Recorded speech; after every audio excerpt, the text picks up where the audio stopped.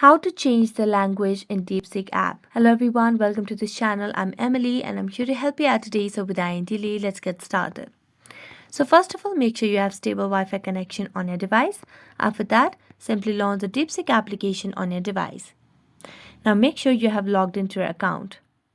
Now as you're logged into your account, in order to change the language in Deepseek, simply swipe left or to the right side, and then here you can see your profile name. So just tap on your profile name, and here under the option of app you can see the option of app language. So tap on it, and here you can see there are different languages that you can select from.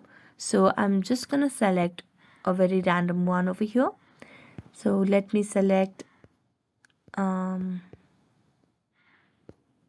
English over here because this is what I'd like to select, and then tap on done.